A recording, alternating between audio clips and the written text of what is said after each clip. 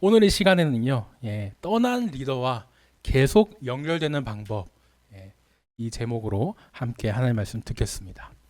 네, 응답하라 1988이라는 드라마가 있습니다. 저는 처음부터 끝까지 다 챙겨보지는 못했는데요.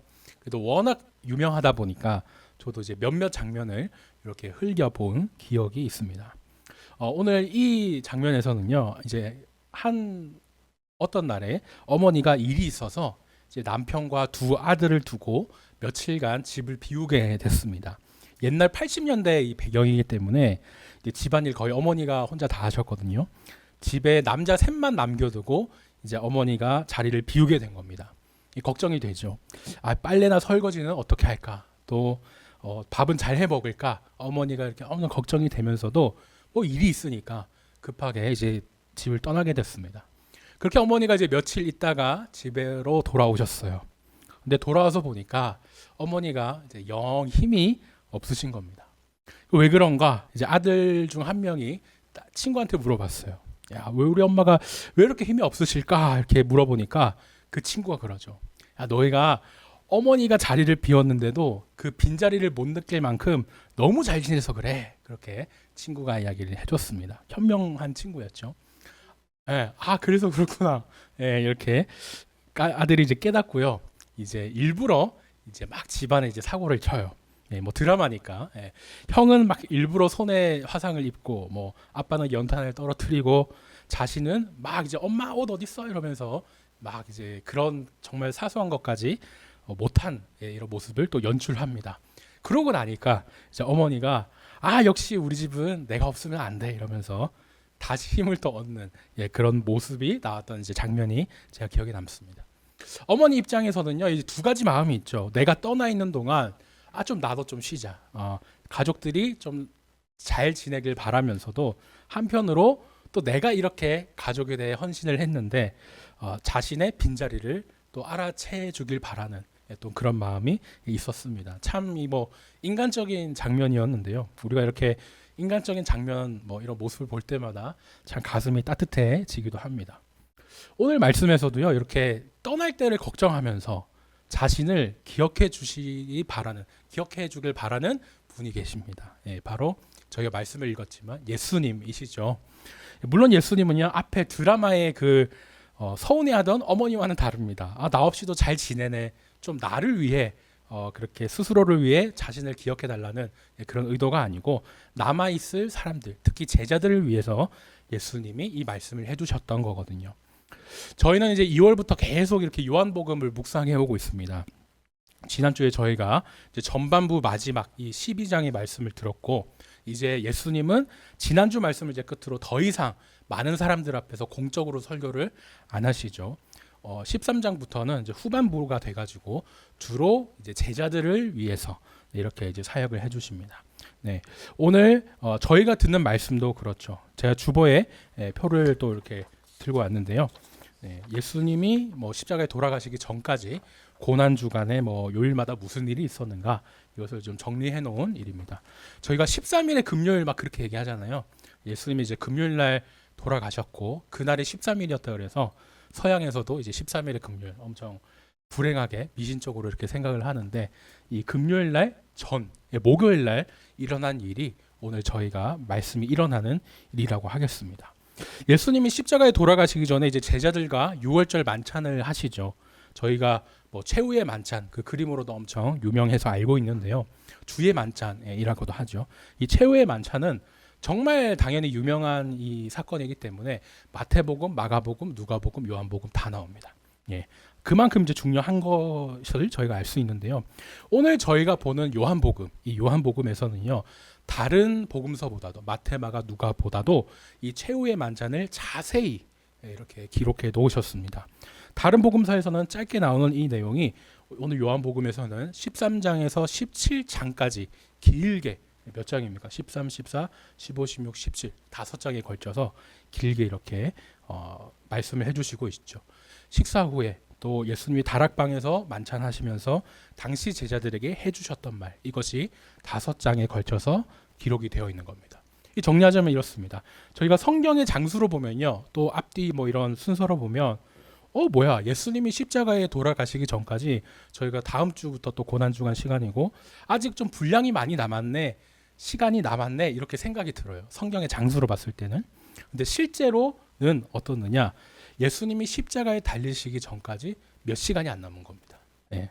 예수님도 당연히 내가 몇 시간 뒤면은 이제 졸속으로 잡혀가고 졸속으로 재판 받겠구나, 십자가에도 못 박혀서 죽어야 되는구나, 이것을 알고 계시죠. 이런 상황 속에서 내가 곧 죽을 거라는 걸 아는 상황에 남겨질 제자들에게 이 말씀을 해주시고 계신 겁니다. 나는 떠나고 곧 죽지만 떠나지만 너희는 남아 있겠지. 내 말을 잘 기억해. 이런 식으로 마치 유언과 같은 이런 고별 설교들을 쭉 해주시는 게 저희가 오늘 듣는 말씀이기도 합니다. 예수님은요, 사실 이전에 제자들에게 내가 고난받는 메시아고 나는 죽어야 한다, 너희 대신 죽을 거야, 여러 번 말씀해 주셨습니다. 그죠? 나사로가 죽었을 때도 부활을 시키셨을 때도, 정확히 말하면 다시 살리셨을 때도 나도 부활할 것이다, 이렇게 예수님이 다 말씀해 주셨거든요. 하지만 제자들은 여전히 그죠? 예수님이 설마 돌아가시겠어? 메시아인데, 우리와 계속 영원히 사실 건데 돌아가실 거라고는 꿈에도 생각하지 못하고 있었습니다. 제자들은 이제 곧 예수님이 갑자기 하룻밤 만에도 아니고 이 시간상으로는 정말 몇 시간 만에 돌아가시게 될 거를 이제 보게 될 거예요. 예수님은 이제 제자들을 남겨두시는데 어떤 걱정과 또 당부의 명령을 주실까? 그것이 오늘 저희가 이 배경을 알고 상황을 알고 말씀을 들을 때 많이 도움이 될 것 같습니다. 오늘 말씀은요, 예수님이 스스로를 내가 바로 참 포도나무다라고 하면서 그렇게 말씀을 시작하세요. 저희가 많이 봤던 표현입니다. 요한복음에서 나는 누구다, 이 말씀이 총 7번 나오지 않습니까? 예수님이 스스로를 7번이나 완벽하게 이렇게 자신을 소개해 주셨는데 오늘 내가 바로 참 포도나무야, 이렇게 말씀하신 거는 이 7번 중에서도 마지막입니다. 그죠? 정말 이제 예수님의 끝이 다 와가는구나, 곧 돌아가시겠구나. 그것을 저희가 또 이렇게 표를 통해서도 한번 볼 수도 있는데요. 궁금한 게 있습니다. 뭐냐, 스스로를 소개하실 때 그냥 포도나무라고 하셔도 되죠. 나는 포도나무다, 이렇게 말하셔도 되는데 왜 하필 참 포도나무냐, 이렇게 말씀하셨을까? 이것을 저희가 또 중요하게 봐야겠습니다.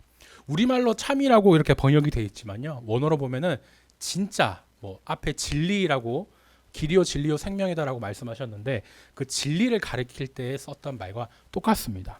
그러니까 예수님은 스스로를 내가 진짜 포도나무야 라고 이렇게 설명을 하신 거죠. 진짜가 있으면 가짜가 있습니까? 네, 있죠. 뭐냐면 구약에서 하나님이요, 이스라엘 나라를 가리켜 가지고 포도나무라고 많이 이렇게 부르셨습니다. 하나님께서 이제 이스라엘 민족을 애굽에서 탈출시키셨죠. 출애굽.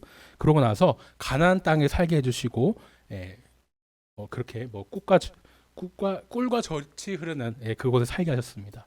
이제 시편 80편에서 하나님이 한 포도나무를 애굽에서 빼내 가지고 가나안 땅에 심었다, 이렇게 말씀을 하시거든요. 여러 곳에 나오지만 이사야 5장에서도 정말 기름진 땅으로 그 땅에 있는 포도원으로 이스라엘을 비유를 하십니다.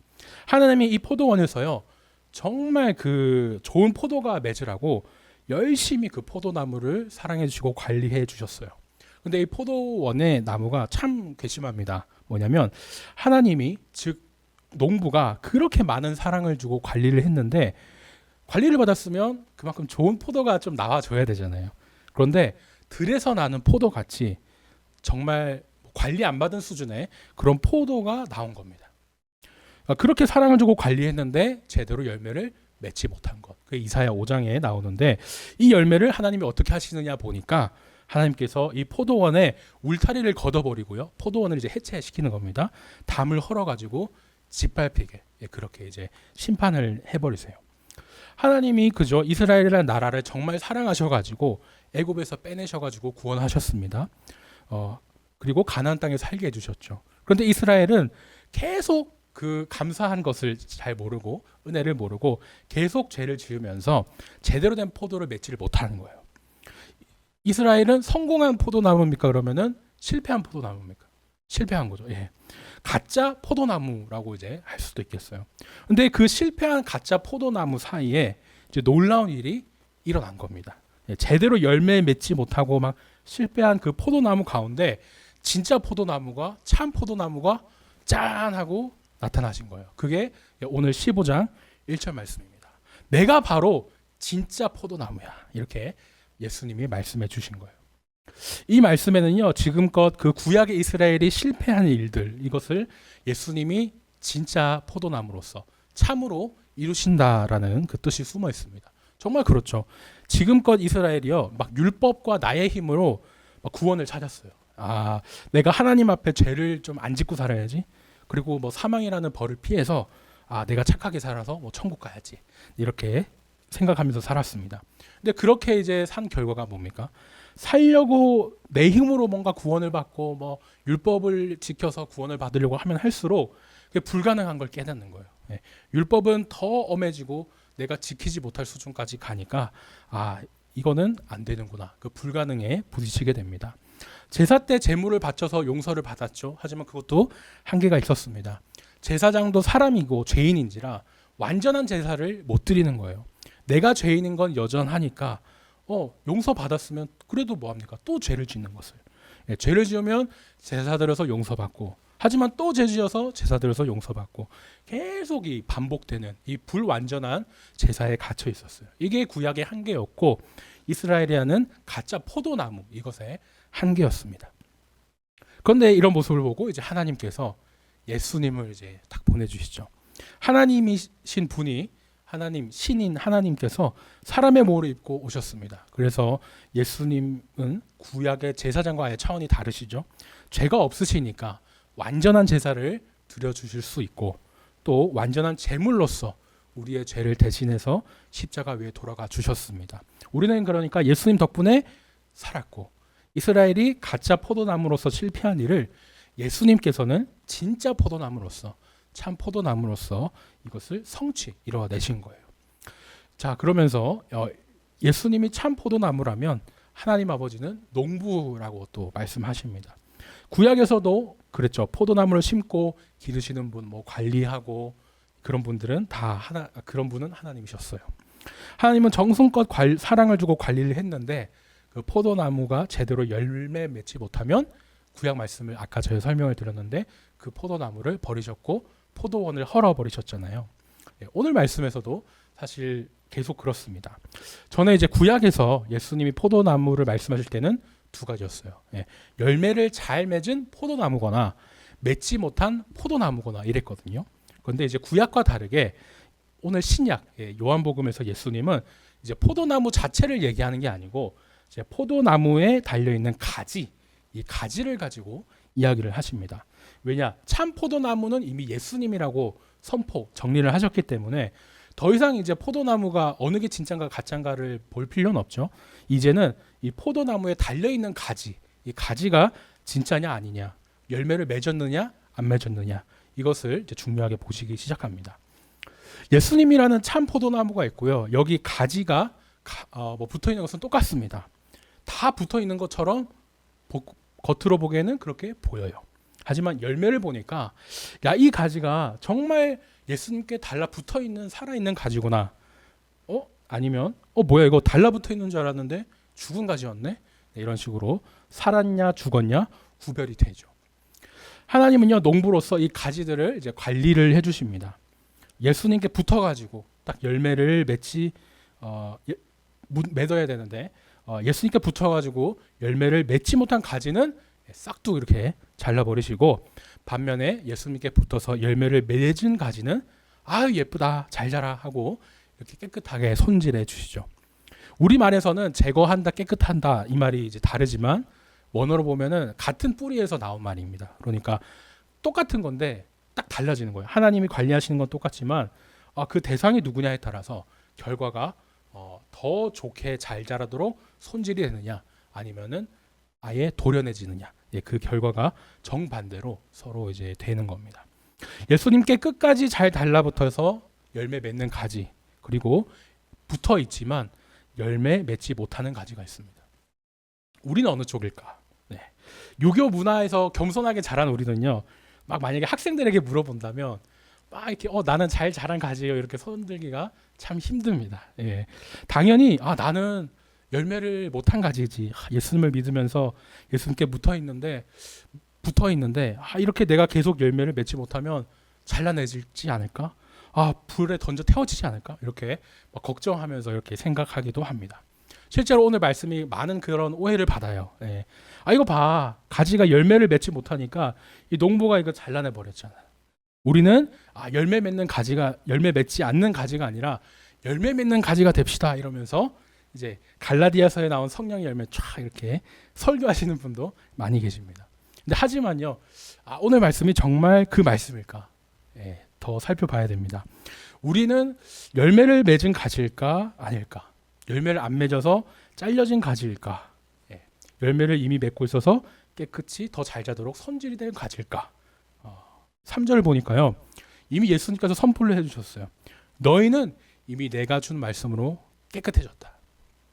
우리는요, 열매를 안 맺은 가지입니까? 맺은 가지입니까? 그러면 맺은 가지죠. 깨끗하게 손질을 해주셨으니까.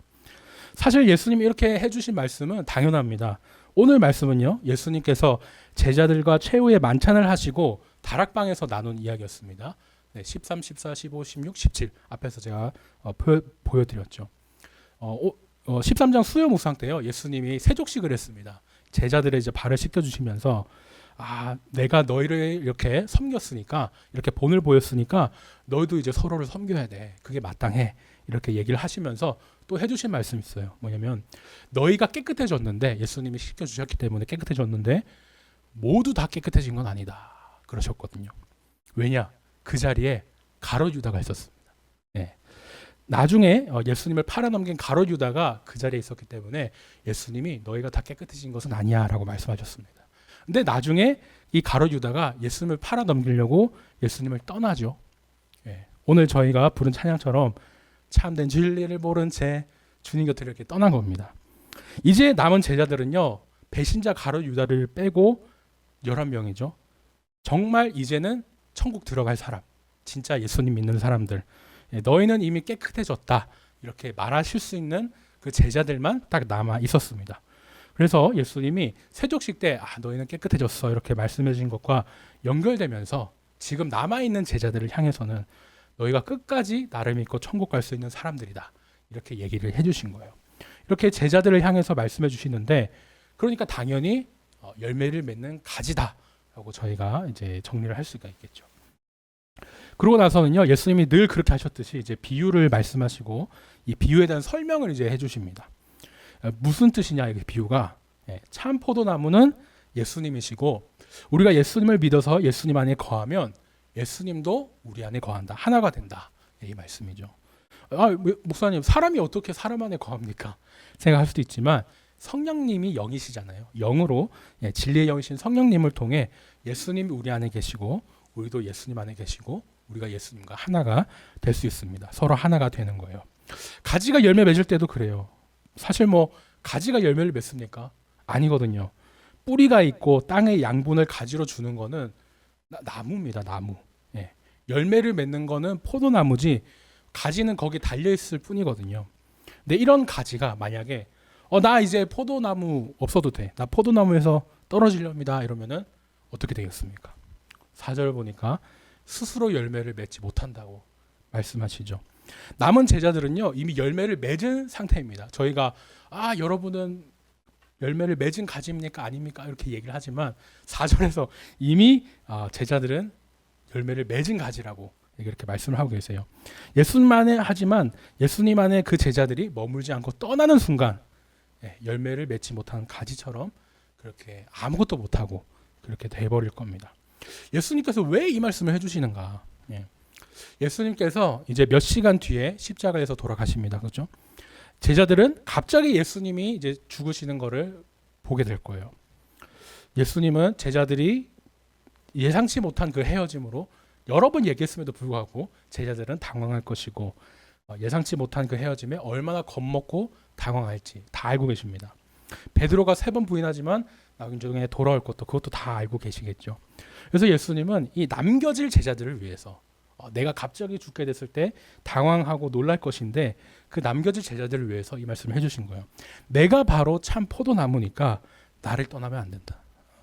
내가 너희 안에 거한 것처럼 너희도 내 안에 거하고 나를 계속 붙들어라. 참고 버텨서 계속 내 안에 머물어라. 이렇게 하신 겁니다. 그러니까 머문다고 하면은 우리말로는 약간 뭐 숙소에 1박 2일 하듯이 뭐 그런 머무는 걸 생각을 하지 않습니까?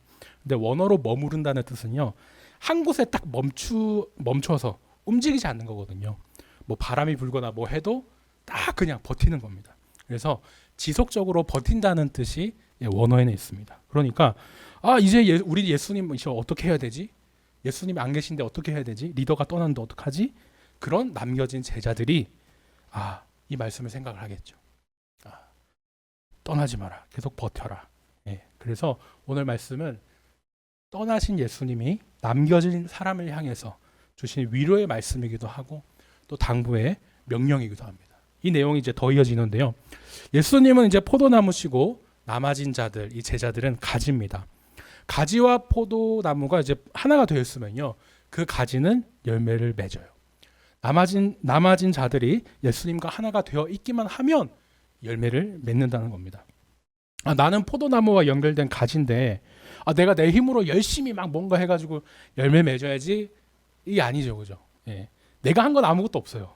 그냥 예수님께 달라만 붙어 있는 거. 참고 버티면서 예수님 안에만 머물면 열매를 맺게 해주시겠다는 겁니다. 그 반대로 가지가 이러면 어떡해요? 나는 포도나무 떠날 거야. 저기 저 사과나무가 저 좋아 보이는데 뭐 떠나겠다고 한다든지 나는 포도나무 필요 없어. 내가 바로 뭐 물을 받아 먹을 거야. 떨어져 나간다든지 말이 안 되죠. 가지가 포도나무를 떠나면 아무것도 할 수 없게 됩니다. 남겨진 사람은요. 예수님 안에 머물고 그게 끝까지 붙어서 버텨서 있어야지 예수님을 떠나면 어떻게 됩니까? 하나님이 싹둑 잘라서 밖에 버리시죠. 원래 예수님으로부터 이렇게 말씀의 양분을 받았어요. 그거 가지고 잘 자라고 있었지만 그렇게 잘라져 버리면은 뭐 말라 비틀어지는 수밖에 없겠죠. 결국 불에 던져 사라집니다. 가룟 유다처럼 지옥불에 던져지고 영원히 이렇게 이제 고통을 받게 된다는 거예요. 하지만 지금 예수님이요, 막 이렇게 남아 있는 제자들을 너 왜 열매 못 맺어서 혼내시는 그게 아니잖아요. 이미 열매를 맺은 제자들에게 남아질 상황을 생각하면서 주시는 말씀입니다. 제자들을 향해서 지금 잘하고 있는 것처럼 너희가 이렇게 남아 있는데 지금 잘하고 있는 것처럼 나를 떠나지 말고 계속 붙어 있어라. 이렇게 말씀을 하세요. 7절을 보니까 너희가 내 안에 거하고 내 말이 너희 안에 거하면 계속 붙어 있으면 하나가 되어 있으면 무엇이든지 원하는 대로 구하라. 그러면 이루어진다. 이렇게도 말씀을 해주시죠. 이 뭐 복권 당첨해 주세요. 그거 바라는 건 아니겠죠. 하나님의 뜻대로 구할 때 그것이 하나님의 뜻이면 합당하면 반드시 이루어 주시겠다. 그 말씀입니다. 예수님께서 그 이후에도 계속 말씀을 하세요. 난 이제 곧 몇 시간 뒤에 죽겠지만 이제 남아 있는 너희들아 제자들아 너희는 끝까지 나를 떠나지 말고 나에게 붙어 있어라. 그것이 열매를 많이 맺는 방법이고 열매를 맺어라가 아니에요. 나에게 붙어 있으면 열매를 맺게 될 거라고 말씀을 하십니다. 그러면 이제 하나님도 영광을 받으시고 너희도 나의 제자가 된다. 이렇게 말씀을 하세요. 하나님이 나를 사랑하셨으니까 나도 너희를 사랑한다. 너희도 서로 사랑해야지. 그리고 뒤에 내용을 보면 세상이 너희를 미워해도 내가 너희를 사랑한다니까. 세상에서 사랑 찾지 말고 나의 사랑을 너희가 찾고 또 서로 사랑을 해줘라. 이렇게 또 말씀을 해주십니다. 오늘 말씀을 정리하겠습니다. 오늘 이제 예수님은요 몇 시간 뒤에 돌아갈 걸 아시죠. 그러면서 남겨질 제자들을 향해 참 걱정과 당부의 명령으로 오늘 말씀을 주셨습니다. 예수님이 떠납니다. 제자들은 남겨지죠. 리더가 떠나는데 이 제자들이 어떻게 해야 되겠습니까? 예수님이요, 내 안에 계시는구나 믿으면서 계속 예수님 안에 붙어 있어야겠죠. 또 질문이 듭니다. 그러면 예수님께 붙어 있는 게 이렇게 중요한데 어떻게 해야 예수님께 붙어 있습니까? 또 10절을 보니까 말씀해 주시죠. 예수님의 계명, 그 말씀을 지키면 됩니다. 예수님은요 돌아가시기 직전에도 제자들을 향해서 여러 번 말씀하셨잖아요. 성경을 설교하시고 나는 너희를 위해 죽을 거야. 하지만 부활할 것이다. 또 여러 번 말씀을 해주셨습니다. 그리고 더 확실하게 13절에서는요. 친구를 위해 자기 목숨을 버리는 가장 큰 사랑 그것을 말씀하시면서 말씀대로 사는 너희가 바로 내 친구. 내가 너희를 위해 죽는다. 이렇게 말씀을 해주시죠. 제자들을 종에서 친구로 이 신분 상승을 시켜주시면서 내가 바로 너희를 살리기 위해 대신 죽겠다. 그것을 또 말씀해 주신 거예요. 이 제자들이 이제 어떻게 해야겠습니까? 앞에 말씀을 계속 이제 예수님 떠난 이후에 생각을 하겠죠. 아, 예수님은 떠났어도 우리가 예수님께 들은 말씀이 있다. 그 말씀을 생각하면서 내가 끝까지 예수님께 붙어 있으리라 이렇게 생각을 하겠습니다. 원래 우리는요 죽어야만 하는 존재죠. 죄인이니까 죽어야 합니다. 죽은 가지인 우리인데 우리가 참된 포도나무 그 예수님 덕분에 살게 됐죠. 예수님이라는 포도나무에 착 달라붙기만 하면 달라붙어 있기만 하면 열매를 맺을 것이라고 해주시고 또 천국에 들어갈 수가 있습니다. 내 힘으로 한 거는 아무것도 없어요. 그저 예수님의 말씀을 따르고 예수님이 내 안에 계신 것처럼 나도 예수님 안에 거하고 예수님과 하나 돼서 딱 붙어 있는 이것뿐입니다. 원래는 말라 비틀어져서 죽을 운명이었던 내가 다시 살게 되고 나무인 예수님으로부터 계속 영양분을 받기 때문에 언젠가 그 주시는 열매도 우리가 맺게 되죠. 세상은요 여전히 우리를 미워하면서 유혹합니다. 포도나무 질리지 않아? 사과나무 어때? 유혹도 하고요. 너 왜 하필 포도나무야? 내가 포도나무만 아니면 딴 거면 내가 다 좋은데 미워도 합니다. 미워할 거라고 다 말씀해 주셨죠. 예언을 해주셨습니다. 굳이 포도나무 아니어도 사과나무 달라붙는 건 어때? 회유도 할 수도 있고요. 하지만 우리는 예수님만이 오직 참 포도나무인 걸 알고 있습니다. 오직 예수님께만 구원이 있고요. 예수님을 떠나서는 아무것도 할 수 없다는 것, 불에 던져서 버림을 받을 거라는 것, 그것을 저희가 다 믿고 고백을 합니다. 바라기는요, 세상에 흔들리지 않고 끝까지 예수님 붙잡으면서 그렇게 떠난 리더와 말씀으로 계속 연결되는 저와 우리 모든 늘 찬양 성도님 되시기를 예수님의 이름으로 축원합니다.